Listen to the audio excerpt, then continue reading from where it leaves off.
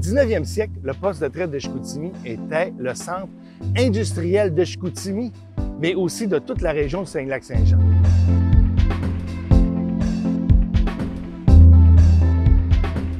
Dès 1843-44, Peter McLeod Jr. et son associé William Price, le roi du bois, vont construire ici, sur le site du bassin, un moulin à scie.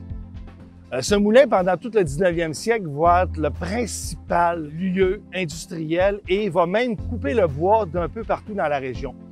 Si on se met à peu près au milieu du 19e siècle, les billots vont descendre du lac Saint-Jean, ce qu'on appelle la dalle qui va devenir la ville d'Alma, et ils vont descendre jusqu'au moulin ici de Chicoutimi.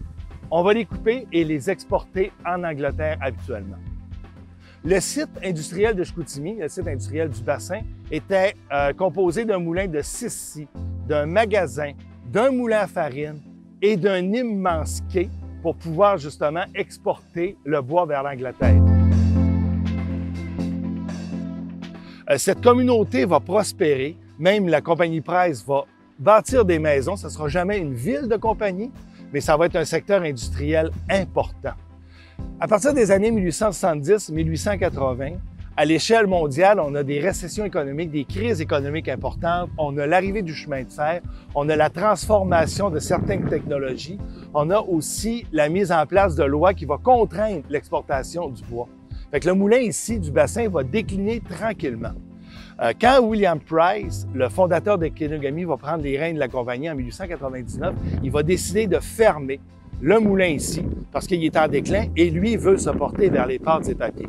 Fait qu'en 1901, on ferme définitivement le moulin du bassin et on vend les matériaux. On déconstruit le moulin graduellement au cours des années qui suivent et jusqu'à temps qu'il n'y ait absolument plus rien comme aujourd'hui. Peter McLeod, c'est un des plus beaux personnages de l'histoire de la région et de l'histoire de Chicoutimi.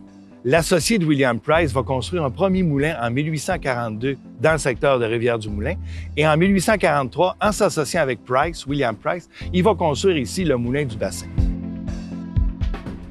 L'entente entre les deux associés n'est pas toujours au beau fixe. Les deux ont besoin l'un de l'autre. William Price a besoin de Peter McLeod avec son expérience et ses contacts avec la compagnie de la baie d'Hudson. Et Peter McLeod a besoin des exportations de Price avec ses bateaux et des revenus de la finance de Price. Le duo Price-McLeod va être le fer de lance de toute l'industrie forestière au Saint-Lac-Saint-Jean de 1842 à 1852. En 1852, McLeod va décéder dans des circonstances nébuleuses qui ne sont pas encore résolues aujourd'hui. Toutefois, ça va permettre à William Price de devenir le maître incontesté et d'établir son empire sur les vestiges de l'association qu'il y avait avec Peter McLeod.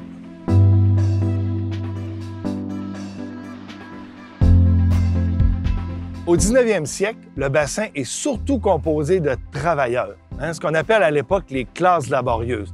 Bien sûr que ces travailleurs-là, avant d'être engagés par la compagnie de pulpe de Chicoutimi, vont être principalement à l'emploi des moulins de la compagnie Price.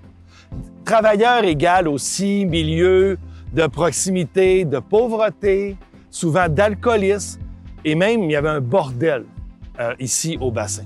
Ce milieu de travailleurs aussi est un milieu communautaire, d'entraide, mais c'est un milieu aussi où, comment on pourrait dire, où c'est un peu, en français, rough. C'est rough. Le monde du 19e siècle est un monde assez dur. C'est un monde où les gérants, où il n'y a pas de syndicats, c'est vraiment les gérants des moulins, les gérants de la compagnie qui vont faire la loi dans les usines et dans les moulins à scie. Tout ça va changer au début du 19e siècle. Toute cette classe laborieuse-là du bassin va, à l'époque de la compagnie de pulpe de Chicoutimi, donner naissance au premier syndicat catholique du Québec.